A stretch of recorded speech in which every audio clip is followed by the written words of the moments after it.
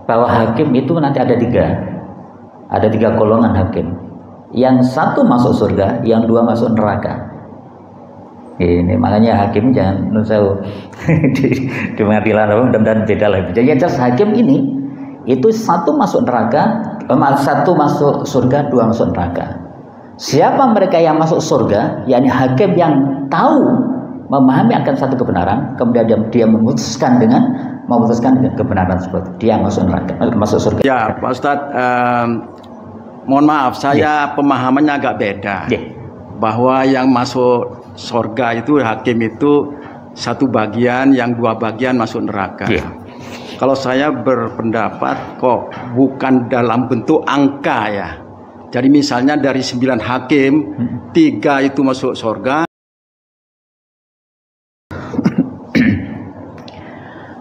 Bismillahirrahmanirrahim. Assalamualaikum warahmatullahi wabarakatuh. Bapak Ibu jamaah Masjid Uhwah Islamiyah, marilah kita awali silaturahim dan majelis taklim kita ini dengan sama-sama baca basmalah. Bismillahirrahmanirrahim. Baik Bapak Ibu Allah, malam hari ini kita masih di kitab Bulughul Maram ya, tinggal sedikit ya. Kita masuk bab al-qadha pakai dot ya. Itu berarti adalah peradilan. Kalau pakai dot itu qadha ya, qadha pakai dot itu berarti bagian pada takdir gitu ya. Qadha dan qadar gitu ya. Pakai dot itu berarti qadhi, berarti hakim ya, peradilan. Bapak Allah, sebelum kita masuk pada kitab ini, saya menyampaikan maksudnya dalam kitab ini nanti akan dibahas bahwa hakim itu nanti ada tiga golongan hakim. Yang satu masuk surga, yang dua masuk neraka. Ini makanya hakim jangan nusau di pengadilan dan beda lagi. Jadi jelas hakim ini itu satu masuk neraka, satu masuk surga, dua masuk neraka. Siapa mereka yang masuk surga? Yakni hakim yang tahu, memahami akan satu kebenaran, kemudian dia memutuskan dengan kebenaran tersebut, dia masuk neraka, masuk surga. Sedangkan dua hakim lagi, yakni banyak yang kita jumpai, mereka tahu akan satu kebenaran, tetapi dia tidak memutuskan dengan kebenaran tersebut. Atau yang ketiga, yakni hakim yang tidak punya ilmu, gitu ya, tetapi dia berusaha memutuskan dengan kebodohan dia. Ya, dua hakim ini yang masuk neraka, hakim pertama yang masuk surga. Bapak Ibu yang Allah, hakim yang masuk surga ini pun itu nanti dia akan mendapatkan satu hisab yang begitu panjang. Ya, jadi menghakimi satu orang tuh bisa sekian hari gitu ya. Kalau menghakimi 10 orang dari sekian tahun gitu ya, sebelum masuk ke surga. Ini yang hakim adil. Ya, yang adil yang masuk surga. Tetapi hakim yang adil pula lah yang nantinya Allah akan berikan naungan di saat tidak ada naungan di yaumil mahsyar nanti. Ya, jadi hakim ini ya enak gitu ya. Sehingga di dalam satu kisah Abdullah bin Wahab ya, jadi salah seorang generasi tabi'in, saat beliau mau diangkat menjadi hakim, beliau sembunyi gitu ya. Jadi utusan Raja Khalifah itu datang ke rumah beliau sembunyi gitu ya. Dan mau ditemui gitu ya, karena tahu bahwa mau diserahkan SK tentang hakim, perlu sembunyi. Sehingga tetangganya atau muridnya pesan bertanya, ya Syekh, kenapa engkau tidak mau terima itu? Engkau kan nanti enak jadi hakim sehingga bisa memutus perkara itu dengan Al-Quran dan dengan hadis Rasulullah. Ya. Apa yang disampaikan para ulama besar, ya beliau sebutkan, para ulama besar dia pasti menolak menjadi hakim. Kenapa? Karena nanti kalau menjadi ulama nanti dikumpulkan dengan para nabi dan rasul, para anbiya. Tetapi kalau menjadi hakim itu dikumpulkan dengan para raja. Jadi dengan bandingan tadi raja, hakim dan sebagainya ini bandingan 1:2 lah ini. Satu masuk surga dan masuk neraka. Sehingga beliau menolak itu. Baik, itu. Kemudian yang berikutnya Bapak Ibu. Saat hakim sudah ada di posisi yang benar, yang betul, yakni beliau menjadi hakim yang adil tadi, maka bahasa Rasulullah hakim yang mendapat taufik itu, yakni Rasulullah nanti akan mengutus seorang sahabat, kemudian ditanya bagaimana cara engkau memutuskan satu perkara. Ya Rasulullah, saya akan putuskan dengan Al-Quran. Jika tidak ada di Al-Quran, maka akan putuskan dengan hadis-hadismu ya Rasulullah. Jika tidak ada dengan Al-Quran hadis, maka akan aku putuskan dengan ijtihadku ya Rasulullah. Maka maha suci Allah, Rasulullah itu maha suci Allah, subhanallah, maha suci Allah yang telah memberikan taufik kepada utusan Rasulullah, ya, yakni sahabat yang jadi hakim. Ijtihad ini Bapak Ibu itu banyak sekali. Jadi ada syarat ya, nggak boleh sembarangan ya. Sehingga makanya buat kita yang paling aman, buat saya atau jenengan yang paling aman udah baca kitab saja gitu ya. Karena kitab-kitab seperti ini sudah sorry, sudah melalui satu proses yang sudah menggambar sehingga sudah teruji kebenarannya. Ya. Contoh yang paling gampang ijtihad itu, karena nanti ayat Al-Qur'annya terkait dengan Nabi Daud ya. Nabi Daud punya putra namanya Nabi Sulaiman. Nah, kita semua tahu nih. Saat itu Nabi Daud, beliau seorang raja sekaligus menjadi hakim. Datanglah dua orang ibu ya, yang dia mempermasalahkan tentang putra bayi ini gitu ya. Karena salah satu ibu ini bayinya dimakan serigala. Ini kita sering dengar ya masalah itu. Jadi ada seorang ibu yang dia pergi ke sungai sehingga nitipkan bayinya kepada seorang ibu yang ada di rumah. Ternyata ada dua bayi ditinggal, salah satu bayinya dimakan serigala. Yang dimakan serigala itu ada bayinya ibu yang di rumah tadi. Nah, tapi dengan tipu muslihat dia, seolah-olah bayi yang hidup itu adalah bayinya dia. Dengan cara apa? Ya di kainnya ditukar ya. Sekarang banyak kasus kainnya dan sebagainya. Sehingga begitu sang ibu ini yang dari sungai tadi kembali, dia menjumpai anaknya tapi pakainya udah ganti, nyampaikan ini anakku. Udah enak, ini buktinya. Sehingga dibawalah pada raja Nabi Daud alaihissalam ya. Yang saat itu Nabi Daud menggunakan tata cara yang normatif gitu ya, di mana seorang yang mengajukan itu dia harus punya bukti dan saksi gitu ya. Karena tidak ada saksi kecuali beliau berdua gitu ya. Maka bukti yang disebutkan ya Nabi Allah dia, ini adalah putraku, kata yang ibu yang punya di rumah tadi. Buktinya apa? Ini dia pakai pakaianku yang aku kasih dan sebagainya. Sedangkan dia tidak punya bukti gitu ya. Maka si ibu yang ke sungai tadi yang itu melihat, enggak, itu putraku. Saya bisa pastikan bahwa dia adalah putraku karena saya tahu persis bagaimana tubuhnya dan sebagainya. Tetapi lagi-lagi statement itu bisa mengalahkan bukti kan selalu dalam peradilan. Akhirnya Nabi Sulaiman yang saat itu masih relatif remaja, dikisahkan usia beliau masih 16 tahun kurang lebih.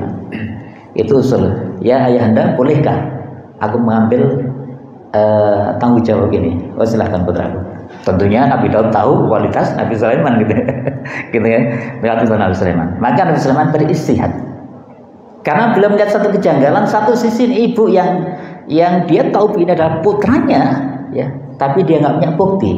Sedangkan yang satu sisinya dia tahu bahwasanya dia punya bukti, tapi dia tahu bahwa itu bukan putranya. Dia tahu, gitu ya. Sehingga Nabi Sulaiman, oke, baik, kalau itu tolong bayi taruh di atas meja, saya ambil pedang gitu ya. Oke, ibu kan berpikir ini mendapatkan ini semua.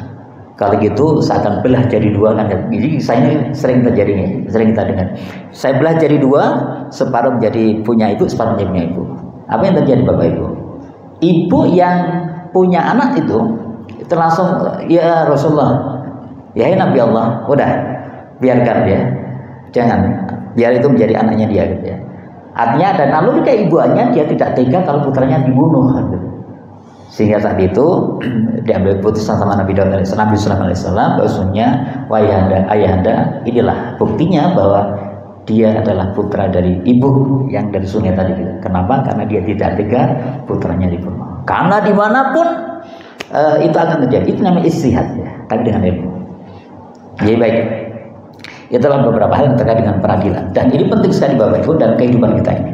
Karena nanti kita akan jumpai kasus yang banyak ya, kasus zina, kasus apalagi ya. Jadi saat mereka bahkan para pengacara ini ya, pengacara itu kalau dia sebenarnya tahu bahwa itu adalah sebuah kesalahan, tetapi dia bikin skenario sendiri merubah, kemudian dia bisa mengungkapkan dengan kata-kata yang begitu menarik sehingga bisa meyakinkan hakim, kemudian dia pemenangan itu, maka dia telah mengambil api neraka untuk dirinya. Itu pengacara, ya, hati-hati ya Pak, ya. Baik. Insya Allah kita aman lah karena tidak di situ ya. Kita tidak terlibat di situ secara langsung. Tetapi sangat mungkin kita akan terlibat saat kita menjadi saksi sesuatu yang tidak kita ketahui. Baik. Bapak Allah, ini menarik sekali ya. Jadi kitab masalah al-qadha'i, yakni masalah peradilan ini, yakni bagaimana diawali di kitab ini dengan surat As-Sadd ya, surat Sadd ayat ke-26. A'udzubillahi minasyaitonirrajim. Jadi Allah berfirman, "A'udzubillahi minasyaitonirrajim. Ya Daud, inna ja'alnaka khalifatan fil ardi fahkum bainan nasi bil haqqi wa la tattabil hawa fayudillaka an sabilillah." Ya Daud, wahai Daud, inna ja'alnaka khalifah. Sesungguhnya kami menjadikan kamu khalifah atau penguasa fil ardi di muka bumi. Fahkum, maka berilah keputusan, ya, berilah hukum bainan nas di antara manusia bil haqqi dengan kebenaran. Wala tattabil hawa, dan janganlah kalian mengikuti hawa nafsu kalian, fayudillaka an sabilillah, karena ia akan menyesatkan kamu dari jalan Allah. Ya, ini perintah Allah pada Nabi Daud, dan ini berlaku untuk seluruh umat Islam, gitu ya. Kemudian ditegaskan pula dalam surat Al-Maidah ayat 49, "A'udzubillahi minasyaitonirrajim wa anihkum bainakum bima anzalallahu wa la tattabi' ahwa'ahum." Dan hendaklah kamu memutuskan perkara di antara mereka menurut apa yang diturunkan Allah, dan jangan kamu mengikuti hawa nafsu mereka. Al-Maidah 49. Jadi ini jelas sekali Bapak Ibu betapa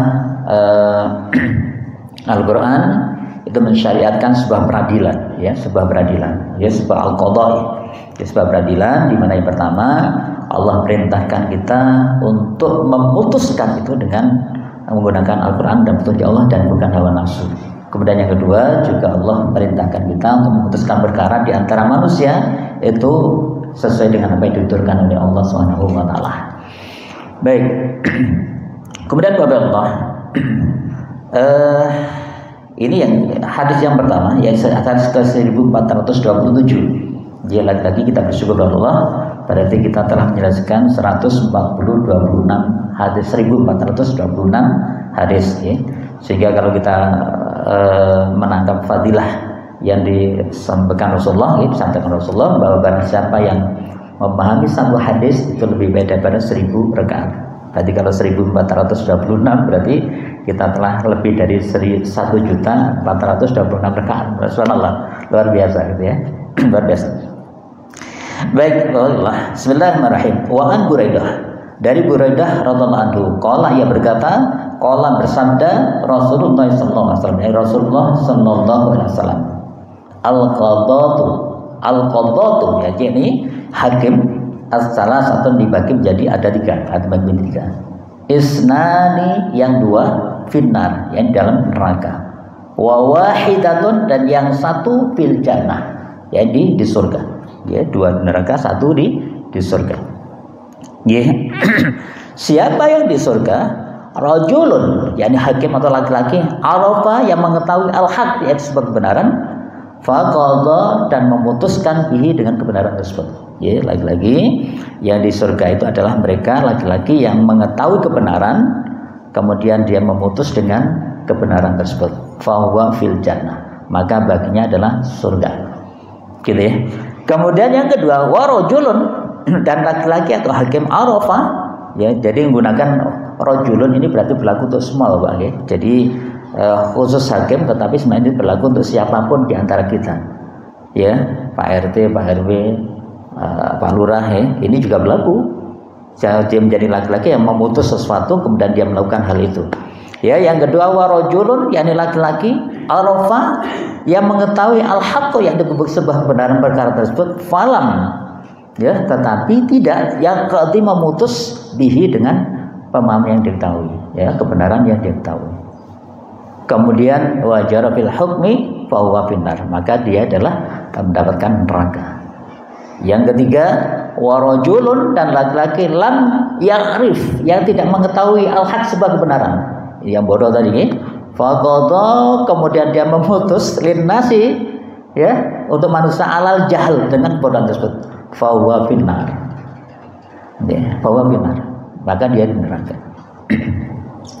Bapak Ibu pertanyaannya, apakah ada hakim yang bodoh? Banyak. Ya. Makanya di situ nanti hakim boleh meminta pendapat ahli. Ya. Tapi juga harus ada syarat lah, ahli sendiri juga harus nyata nanti. Jadi semua yang terlibat dalam kasus sebuah persidangan harus benar ada kejujuran dan seterusnya. Sehingga jenengan bisa bayangkan Gunung Sawi yang sekarang lagi viral, kasusnya Vina ini ada 7 yang mendapat hukuman seumur hidup ya. Ya sampai sekarang nggak jelas kasusnya dia pelaku atau tidak. Ya, dan seterusnya. Ini luar biasa hukuman balasnya di akhirat nanti. Baik. Aja. Ya. Kalau hakim misalnya perempuan, gimana? Hakim perempuan, leres nanti dilarang, ada larangan hakim seorang perempuan. Ya jelas nanti hujahnya. Tentunya nanti ada beberapa syarat tapi yang jelas secara nas hukum dasarnya hakim atau pemimpin imam itu dilarang perempuan. Itu jelas ya, nas hukum dasarnya. Ya sehingga nanti kalau ada beberapa case itu berarti harus ada kajian secara detail. Ya, tetapi hukum dasarnya adalah tidak boleh. Ngerti ya? Baik Bapak Ibu, penjelasan hadis ini penting sekali, ini panjang sekali penjelasannya. Hadis tadi diriwayatkan oleh 4 imam perawi hadis dan dinyatakan sahih oleh Al-Hakim. Ya, hadis ini mengandung ancaman atas perbuatan memutuskan perkara berdasarkan ketidaktahuan atau bertentangan dengan kebenaran, padahal dia mengetahuinya. Sehingga para ulama berkata, orang yang bukan ahli dalam berijtihad tidak boleh menduduki jabatan peradilan. Ya, jadi orang yang bukan ahli dalam berijtihad tidak boleh menduduki jabatan peradilan, sehingga harus ada ilmunya. Dan imam atau penguasa tertinggi tidak boleh mengangkatnya sebagai hakim.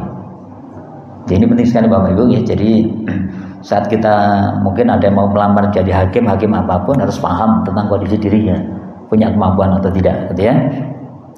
Kemudian dikatakan dalam kitab Al-Ihtiyarat ya, yang wajib adalah menjadikan peradilan itu sebagai agama dan ibadah. Jadi peradilan itu satu sisi menjadi agama dan berikutnya dan menjadi ibadah. Ya, karena ia termasuk ibadah yang paling utama apa itu peradilan. Ya, jadi peradilan termasuk ibadah yang paling utama. Kenapa? Di sini kita bicara sebuah peradilan itu satu sisi ada hubungan langsung dengan Allah. Apa itu kejujuran? Ada hubungan langsung dengan Allah. Apa itu menjalankan tugas-tugas dengan keputusan Allah, dengan aturan-aturan Allah.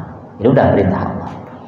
Di sisi yang sama kita juga beribadah muamalah atau ghairu mahdhur, karena kita berinteraksi dengan manusia yang lain, gitu ya.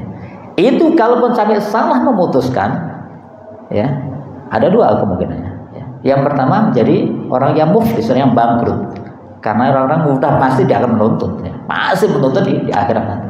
Di dunia nggak percaya, dia nggak berdaya, tapi di akhirat dia akan menuntut untuk akan hal tersebut. Habis sudah apa yang dia miliki. Ya, baik. Bapak Allah, kita lanjutkan. Jadi rusaknya perkara itu kebanyakan orang tak lain karena mereka mencari-cari kedudukan dan harta dengannya. Jadi Bapak Ibu kalau jangan pernah berhubungan dengan hukum ya, apalagi sekarang ini kan banyak, ada satu kasus di SS kemarin sempat ya. SS ini ada orang yang dicurangi ya. Kemudian dia cerita di SS Bapak ya, itu cerita jelas sekali gitu ya.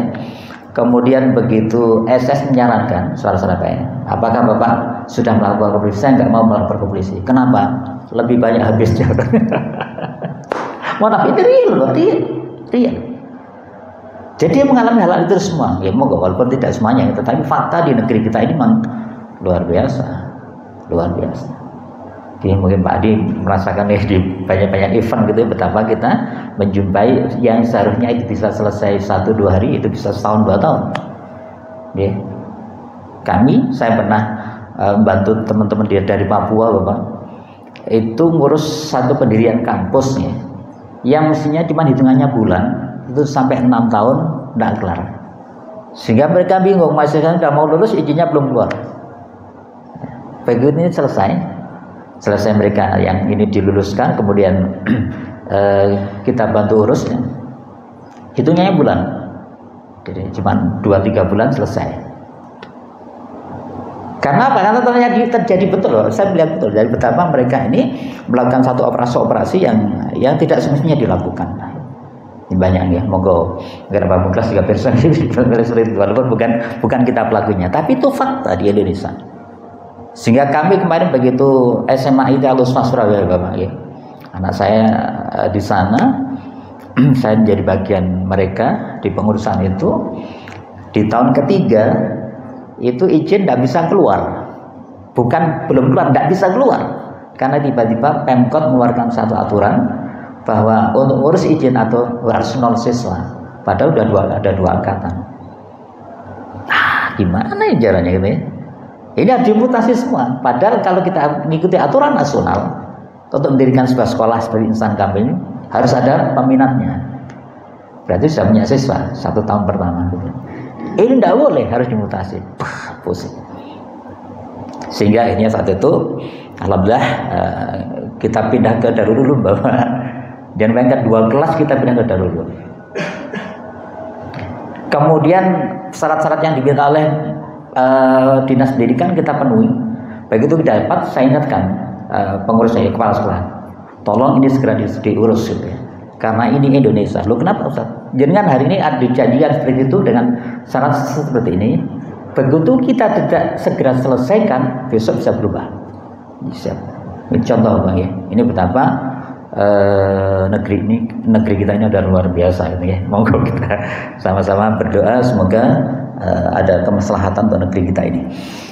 Baik, kita lanjutkan. Jadi ya ini bagaimana rusaknya perkara itu kebanyakan orang tak lain karena mereka mencari-cari kedudukan dan harta dengannya. Baik, kemudian barang siapa yang melakukan satu perbuatan yang dia mampu untuk melaksanakannya, maka dia tidak wajib untuk melakukan sesuatu yang dia tidak mampu untuk melaksanakannya. Ini jelas nggih? Dan apa yang diambil manfaatnya adalah orang yang menjabat suatu jabatan tidak ada batasan serta syariat. Jadi boleh orang jabat mendapat gaji tentu is okay. Tapi yang tidak boleh total memanfaatkan jabatan tersebut dengan di luar batas tupoksi dia. Baik. Kemudian Bapak Ibu, itu juga disebutkan dalam kitab ini, tetapi dia menerimanya dari kata-kata keadaan-keadaan dan tradisi misalnya. Jadi ngapunten nggih. Saya kadang ngeri kalau berinteraksi dengan seperti ini. Jadi saat kita ngurus sesuatu, apalagi izin sekolah, izin kampus dan sebagainya, yang ini sudah kita penuhi semua. Kemarin kami ngurus kampus misalnya, udah apa yang disyaratkan di online kita udah penuhi semua. Kemudian kita infokan, ini Pak buktinya udah kita penuhi semua. Terus gimana? Iya Pak Ibrahim tunggu aja. Apa saya harus ketemu dengan enggak usah. Terus gimana? Tunggu. Ditunggu aja nanti tinggal. Sama Pak. Sehingga yang lain nyarankan Bapak kalau seperti itu tidak akan pernah turun. Dia datangi udahlah dan sebagainya. Contoh ini betapa kitab ini memberikan peringatan pada kita semua Bapak, ini memang benar terjadi. Tidak hanya sekarang, zaman Rasulullah dan zaman generasi salaf itu terjadi. Sehingga muncullah kitab-kitab seperti ini. Dan bagaimana para penulis kitab seperti ini, dulu pada saat beliau nulis itu mesti dimusuhi. Dan kitab-kitab seperti ini baru tersebar kemana-mana setelah beliau wafat. Rata-rata seperti itu. Hadis Arba'in, Riyadhus Shalihin itu saat Imam Nawawi Seto baru nyebar kemana-mana karena kebenaran itu. Ihya Ulumuddin yang ditulis sama Imam Al-Ghazali itu sama, saat beliau menulis itu banyak ditentang. Tidak hanya dari kerajaan, tapi juga para ulama yang lain. Sehingga kalau sekarang terjadi perbedaan sampai pada tentang itu biasa. Tapi beliau wafat, ini mencuat kitab ini. Kemudian yang mengembangkan siapa? Syekh Abdul Qadir Jailani. Itu santrinya Imam Al-Ghazali. Cuman lucu ini dan seterusnya, sehingga Syekh Abdul Qadir inilah yang membimbing atau membina yang bisa menaklukkan Al-Quds ya, atau Palestina. Siapa? Personnya yang menaklukkan Al-Quds itu Salahuddin Al-Ayyubi. Itu santrinya Imam Al-Ghazali, santrinya Syekh Abdul Ghani. Makanya kita tidak salah kalau misal khususan pada beliau ya, karena belum luar biasa. Ya, dan beliau adalah santri atau yang meneruskan kitab Ihya Ulumuddin. Sehingga kalau jenengan termasuk orang yang suka manaqib beliau atau bahkan kagum dengan Syekh Abdul Ghani ini, harusnya mempelajari kitab Ihya Ulumuddin gitu. Ini harusnya ke sana gitu. Nanti kalau jenengan memahami itu, maka sama yang didapat dengan kuantifikasi atau kualitas dari Syekh Abdul Qadir Jailani. Insyaallah. Jadi kita penting untuk membaca sejarah itu karena beliau-beliau itu bukan serta-merta menjadi yang luar biasa, mesti ada satu proses. Jangan sampai kita malah mengklaim seolah-olah ngapain gitu kan ada yang gitu ya. Salah betul, salah besar bahkan gitu ya. Karena beliau orang-orang yang memang berhak mendapatkan itu semua. Gitu ya, baik. Saya itu kan. Kemudian Bapak Ibu, itu disebutkan di sini ya. Para ulama telah sepakat ijma ya, mencapai ijma untuk pengharaman memutuskan perkara dan fatwa dengan hawa nafsu. Itu jelas ya. Jadi nggak boleh dengan emosional, dengan hawa nafsu, dengan kekerabatan, dengan nepotisme, nggak boleh. Itu semua nafsu ya. Juga mengharamkan satu pendapat tanpa melakukan kajian untuk tarjih. Jadi makanya di Muhammadiyah ada namanya majelis tarjih. Kalau di Nahdlatul Ulama ada namanya Batsu Masail, sama fungsinya. Sehingga hukum-hukum yang dikeluarkan itu harus melalui itu, tidak boleh langsung keluarkan. Kecuali kitab-kitab seperti ini ya, sudah jelas. Ya. Sehingga menurut saya yang mungkin menarik perlu saya sampaikan di sini. Saudara kita teman-teman Muhammadiyah itu dulu kalau berdoa nggak mau gini gitu ya. Doanya mesti gini kan, hadis yang digunakan. Tetapi beberapa bulan yang lalu majelis tarjih mengeluarkan bahwa doa seperti ini sunnah gitu. Oke, tidak apa-apa. Ini contoh ya. Itu penting untuk kita pahami sehingga kita akan lepaskan sekat-sekat itu semua. Ini saya sering sampaikan di beberapa majelis bahwasanya udah kita adalah satu ya. Wa tasimu bil hablil jami'a wa tafarraqu. Baik. Bapak Ibu Allah, kemudian disebutkan pula di kitab ini bahwa jabatan itu memiliki dua rukun ya. Jabatan itu memiliki dua rukun, yaitu satu kekuatan dan sifat amanah itu. Yang dua adalah sifat amanah ya. Sama Bapak jabatan apapun, termasuk ketua takmir. Jadi ketua takmir punya kekuatan ya. Saat beliau sudah memutuskan seperti ini, ya udah, namanya sebuah amal jamaah harus tunduk gitu ya. Di saat yang sama harus amanah gitu ya. Sehingga saya sering sampaikan di dalam kaidah beramal jamaah itu syaratnya cuma dua. Ya. Tentunya dasarnya dengan ikhlas kan. Syaratnya cuma dua. Apa itu? Satu adalah imamul mukhlisah, pemimpin yang ikhlas, dan jundi muti'ah, anggota yang taat. Ya cuma itu aja. Karena begitu imam menjalankan dengan sebuah keikhlasan, maka muncul keadilan, maka beliau akan menjadi salah satu bagian yang mendapat naungan di yaumul mahsyar. Begitu juga dengan para jundi, para jamaah yang mereka menjalankan dengan muti'ah, dengan ketaatan, sama dia akan mendapatkan hal yang sama. Tapi kalau jamaah sing ngewel tok itu ya, apalagi gamal kerja, udah. Bukan harus ditinggalkan, tapi tetap itu penting. Karena syarat beramal jamaah cuma dua itu aja. Ya subhanallah, kali itu terjadi nikmat sekali. Ya, baik. Saya lanjutkan. Ya, ini menarik gitu. Sehingga Bapak Ibu disebutkan di sini kekuatannya apa? Jabatan. Jadi kekuatan di dalam hukum ya, itu adalah rujukannya adalah ilmu tentang keadilan dan penerapan hukum. Dan sifat amanahnya adalah rujukan adalah rasa takut kepada Allah SWT. Ya, jelas sekali. Jadi kekuatannya ini, jadi saya sering sampaikan bahwa tolong setiap putusan yang kita ambil, apalagi berefek pada sebuah eksekusi amalan, pastikan ada hujahnya. Ya, saya pada saat jadi ketua rombongan haji, saya sampaikan ini harus ada hujahnya, harus ada. Termasuk jenengan kemarin melaksanakan non sewu ini masalah kurban kemarin, setiap yang kita putuskan ini kenapa harus seperti ini, harus ada hujahnya, harus. Itu kekuatan seorang pemimpin ya. Baik, di saat yang sama sifat amanah itu rujukannya adalah yakni kalau kita melakukan satu kesalahan, itu takut pada Allah Subhanahu wa taala. bukan takut pada kelompok yang lain gitu ya. Jadi kalau pun ini repot Ustaz gitu ya, kelompok ini nggak perlu ditakuti. Yang jelas jaringan sudah melaksanakan semua sesuai dengan ketentuan Allah. Baik, Bapak Ibu Allah, yang berikutnya untuk menjelaskan satu hadis tadi ya, ini bagaimana di kitab disebutkan seorang hakim itu disyaratkan bersikap waro ya. Waro itu terima apa adanya gitu. Jadi ya, yang di dalamnya ada 3 macam sifat ya, sikap waro itu. Pertama apa? Yang ditinjau dari sisi pembuktian. Dia adalah seorang saksi ya. Jadi harus dipahami seorang hakim itu satu, saat ditinjau dari sisi pembuktian, beliau adalah seorang saksi ya.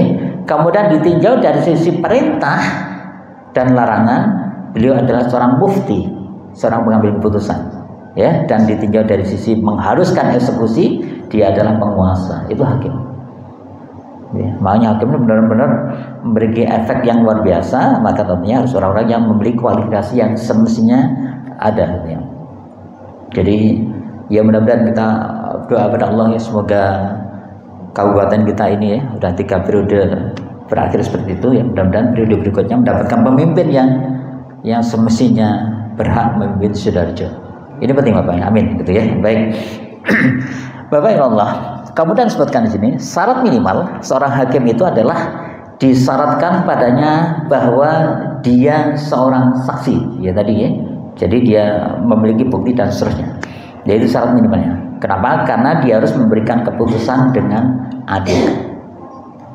Ya, ini agak panjang bawah ya. Baik.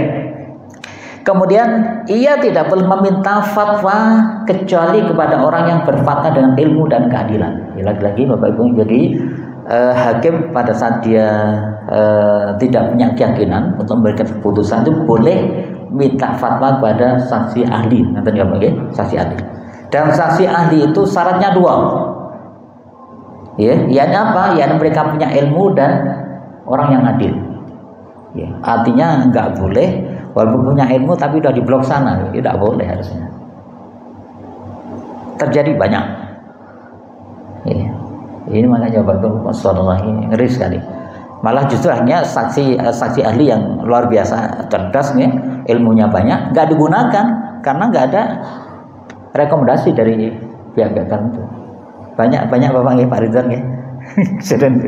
Itu fakta Pak di negeri kita gitu ya, dan di lain tidak lah. Baik, bagi Allah. Kemudian disebutkan di sini pula ya. Ini saya coba sampaikan secara apa adanya ya. Jadi syarat-syarat peradilan itu disesuaikan dengan kemungkinan ya tadi disebutkan, dan diwajibkan memberikan jabatan kepada orang yang terbaik. Ya, kemudian lebih rendah darinya dan seterusnya. Jadi kalau ada yang terbaik harus yang terbaik, nggak boleh di bawahnya dan sebagainya. Ya, kemudian jika terjadi satu kondisi, yakni tidak ada orang yang baik, ini ada satu kondisi tidak ada orang baik, terjadi. Dari kitab ini benar-benar sudah ada satu analisa sedemikian rupa bahwa satu saat nanti ada satu kondisi yang sebenarnya tidak ada yang layak menjadi hakim. Terus gimana yang harus kita lakukan? Disebutkan sini ya. Maka ketika tidak ada ya, angkatlah di antara 2 orang yang fasik ya, yang paling bermanfaat di antara keduanya. Jadi orang yang tidak baik tapi yang dia menunjukkan kemanfaatan dan sedikit salahnya. Orang fasik loh ya. Orang fasik itu seringkali ucapan dengan perbuatannya beda. Itu boleh diangkat, tapi yang lebih sedikit dibandingkan yang misalnya ada 2 atau 3 ya. Terjadi banyak. Ya.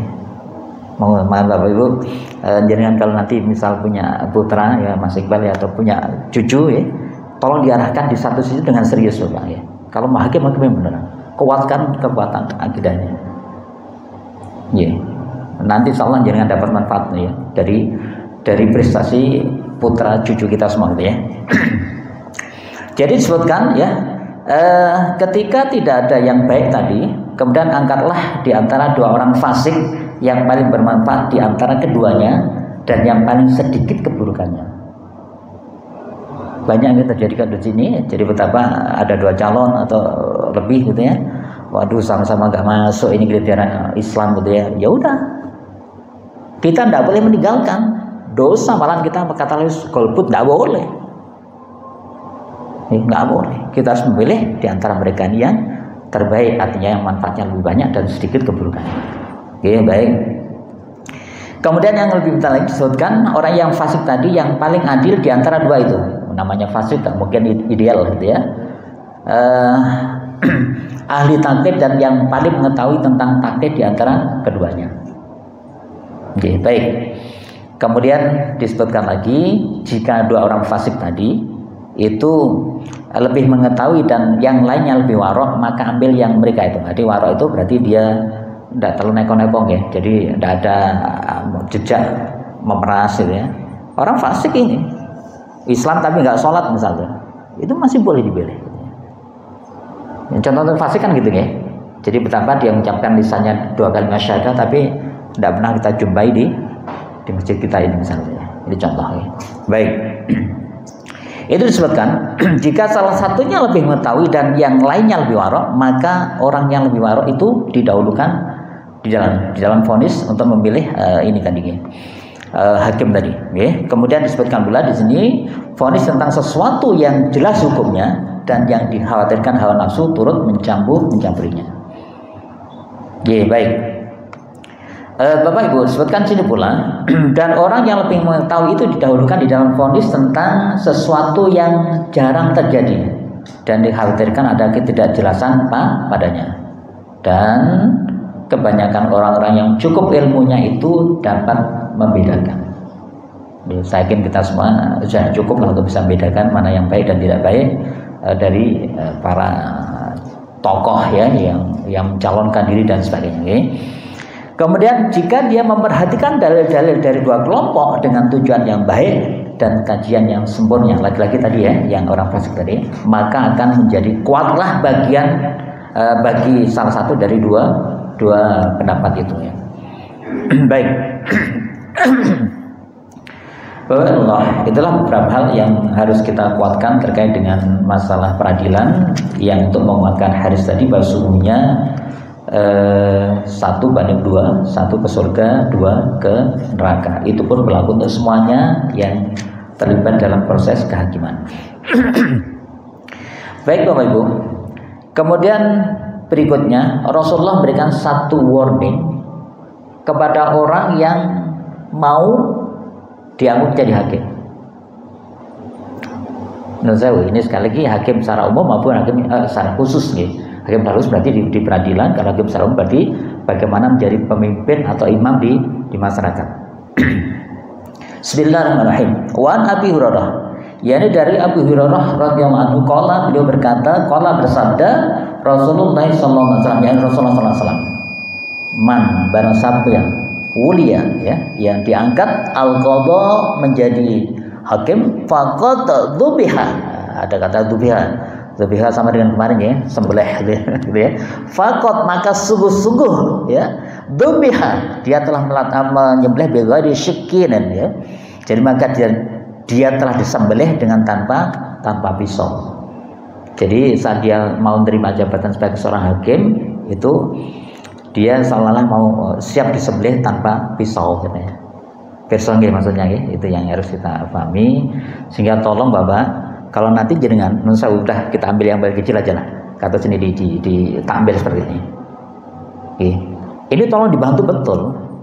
Karena beliau ketua takmir atau di sisi itu, maka beliau juga menjadi hakim. Sehingga nanti juga dalam memutuskan amalan-amalan sholat kita, kemudian bahkan setiap amalan-amalan ibadah yang lainnya ya, itu penting sekali. Ini besok mau Ramadan ini, apa udah gak usah neko-neko Ramadan ini, perintah poso tarawih tok misalnya, it's okay. Tetapi bukan seperti itu seorang hakim. Dia akan mencari ilmu sedemikian rupa sehingga diberikan yang terbaik untuk jamaah. Ini yang perlu kami, dan tolong dibantu. Berarti ini penting jajaran yang lainnya, baik pengurus maupun jamaah, membantu mensupport sehingga terjadi yang terbaik dan berproses bersama-sama. Baik, saya membacakan penjelasan ini ringkas dari hadis ini. yakni hadis ini mengandung peringatan terhadap jabatan hakim dan memasuki ranah ini serta besarnya bahayanya. Imam Asy-Syaukani berkata, yang sah hanyalah peradilan dari orang yang ahli ijtihad lagi bersifat warok, ya. Ahli ijtihad berarti ilmunya cukup, ya. Kemudian warok berarti dia tidak mengharapkan lebih dari sekedar apa yang dia menjadi haknya dia. Ya, dia warok terhadap harta umat, adil dalam keputusannya dan menghakimi dengan rasa kesamaan. Satu. Yang kedua, diharamkan baginya untuk memiliki ambisi yang besar untuk menduduki jabatan hakim dan memintanya. Ya, dan imam tidak boleh mengangkat orang yang seperti itu. Ini barang siapa yang memiliki keahlian untuk menduduki jabatan hakim, maka dia berada pada suatu bahaya yang besar. Jika benar keputusannya, maka dia mendapatkan 2 pahala. Ya, dan jika salah dia mendapatkan 1 pahala. Dan jika dia tidak ceroboh dalam mengerahkan kemampuan untuk melakukan kajian dan penelitian. Artinya Bapak, orang saat begitu memenuhi persyaratan ini, yang berhak menjadi hakim, kemudian tidak menemukan dasar atau hujahnya di Al-Quran As-Sunnah, kemudian beristihad. Dan syarat-syarat dia miliki, maka kalau istihadnya benar dan memberikan manfaat, pahalanya 2, pahala istihad dan pahala kebenaran tersebut. Tetapi kalau istihadnya salah, tetap mendapatkan 1 pahala, pahala ijtihadnya. Dan kesalahannya tidak mendapatkan pahala dan tidak dapat dosa. Tetapi kalau dia tidak punya ilmu, beristihad sudah dosanya double gitu ya. Lagi waktu ini baru pendahuluan dari peradilan ya. Mudah-mudahan kita semua diberikan kekuatan untuk istiqomah sehingga nanti yang saya ulangi lagi pasti jangan pernah ngalamin menjadi seorang hakim. Minimal untuk keluarga kita, minimal untuk perusahaan kita, minimal untuk di masa di tempat tinggal kita. Ya. Saat kita salah mengambil keputusan, konsepnya pada Allah dan bisa menjadikan kita pribadi yang muflis, berarti yang bangkrut karena merugikan orang lain. Na'udzubika min dzalik. Ya, Pak Ustadz, mohon maaf, saya pemahamannya agak beda. Bahwa yang masuk surga itu hakim itu 1 bagian, yang 2 bagian masuk neraka. Kalau saya berpendapat kok bukan dalam bentuk angka ya. Jadi misalnya dari 9 hakim, 3 itu masuk surga, 6 masuk neraka. Kalau saya memahami penjelasannya Pak Ustadz, yang masuk surga itu adalah orang hakim yang mempunyai ilmu tentang kebenaran dan memutuskan dengan kebenaran itu. Bisa jadi dari 9 itu 6 orang yang mempunyai keputusan seperti itu. Jadi bukan angka dalam hal ini Pak Ustadz, tapi golongan menurut kami ya. Mohon maaf kalau keliru. Kemudian yang kedua, atau bisa jadi yang 9 itu tidak ada yang masuk surga, karena nggak ada satupun yang masuk kriteria golongan tahu tentang kebenaran dan memutuskan dengan kebenaran. Atau sebaliknya bisa jadi 9 masuk surga semua. Jadi itu Pak Ustadz. Yang kedua, apakah itu tadi penjelasan itu berlaku untuk seorang hakim? Kebetulan di Indonesia ada 3 trilogi ya, 3 ada eksekutif, yudikatif, sama legislatif gitu ya. Apakah yang menjadi yudikatif yang berlaku tentang penjelasan tadi? Yang lainnya enggak gitu. Saya pikir bisa jadi kalau misalnya kerajaan, sistem pemerintahan kan ada kerajaan, raja itu adalah hukum. Juga nabi, zaman nabi kan belum ada itu. Nabi ber3 fungsi itu dijabat gitu. Atau mungkin bisa jadi orang per orang atau pribadi atau pejabat eksekutif yang mengambil satu keputusan yang tidak adil misalnya. Apakah itu berlaku juga seperti itu? Terima kasih. Baik. Leres Bapak, yang pertama tadi leres, bukan ada 3 kemudian 1 neraka. Jadi kelompoknya, artinya kelompok pertama yakni hakim yang mengetahui satu kebenaran kemudian dia memutuskan kebenaran tersebut, sehingga leres ada 100 hakim ya, kalau dia menjalankan ini semua ya surga semua gitu ya. Tapi misal kalau tidak ada satupun yang menjalankan ini, dia menjalankan yang 2 atau 3, yakni 1 misal dia mengetahui kebenaran tapi tidak memutuskan dengan kebenaran tersebut, atau bahkan dia mohon maaf bodoh, memutuskan dengan bodohnya, dari 100 ini bisa jadi semuanya leres ya. Jadi ini bukan kuantitatif dan betul 1, 2 kan gitu. Jadi kelompok satu. Yang kedua leres Bapak, itu hakim itu secara eksplisit disebutkan, itu secara implisitnya adalah memiliki semua yang memiliki kekuasaan. Makanya disebutkan tadi syaratnya adalah dia memiliki kekuatan ya sebagai sebuah yang memutuskan dan punya eksekusi untuk melakukan. Maka leres apalagi eksekutif.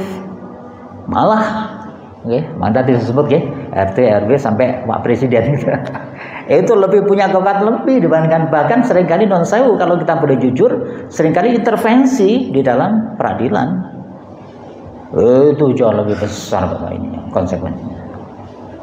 Jadi kalaupun nanti ada satu hakim yang ini, dia bisa jadi malah membawa dia dan semua yang terlibat sama dia, tolong bantu ini, nanti efeknya kemana-mana. Leres Pak. Termasuk juga legislatif. Legislatif punya kemampuan itu, apalagi yudikatif. Saat kita bicara yudikatif luasnya bukan hanya pihak peradilan, tapi juga penegak hukum, kepolisian dan seterusnya. Jadi siapapun kita, termasuk kita, ya secara eksplisit ya kita, saat kita punya kemampuan untuk melakukan itu semua, mengambil sebuah keputusan, maka di situ juga berlaku hal ini. Makanya tadi setelah saya contohkan saya Ketua Tamir ya sebenarnya saat ini berlakunya jelas sesuatu yang sangat baik gitu, tetapi saat memutuskan salah dan berefek tidak maksimalnya sebuah ibadah, ya akan ada konsekuensi yang lain. Berkaitan dengan hakim yang memutuskan secara kolektif, ternyata keputusan itu katakan negara yang memutuskan ketua hakim. Tapi di antara anggota-anggotanya tidak sama dengan ketuanya itu. Sehingga apakah di dalam pengambilan keputusan yang salah, katakan itu salah keputusannya, tetapi sebetulnya dia itu punya pandangan-pandangan yang beda dengan ketuanya yang salah lagi. Apakah dia ini termasuk juga dapat dosa atau bagaimana? Karena sebetulnya menurut pandangan mereka nggak begitu, tapi ketuanya memutuskan lain. Apakah dia karena ini bentuk kolektif, apakah dia juga termasuk dosa kolektifnya yang salah atau beda? Oke.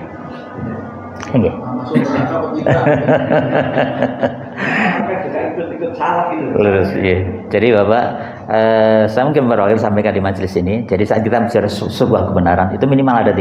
Ini yang diakui secara umum. Pertama, ya ini kebenaran KPDW. Artinya orang itu merasa punya satu kemampuan sehingga dia memutuskan sesuai dengan ini dia. Atau yang kedua, benar karpe wong akeh, voting tadi Bapak ya. Benar karpe wong akeh, karena merasa punya suara banyak dia bisa memutuskan. Tetapi sesungguhnya yang benar sesungguhnya adalah benar yang sejati. Yang apa itu? Yakni yang berdasarkan Al-Qur'an, Sunnah dan sebagainya, berdasarkan kebenaran. Sehingga Bapak kalau terjadi seperti itu, jadi sebaiknya dia mufarokoh. Nah, dia mufarokoh, dia melepaskan diri. Ya, sebenarnya sekarang kan enak. Menurut saya kalau kita case kemarin MK ya, Mahkamah Konstitusi itu kan jelas. Sehingga yang tidak setuju juga tantangan tidak setuju.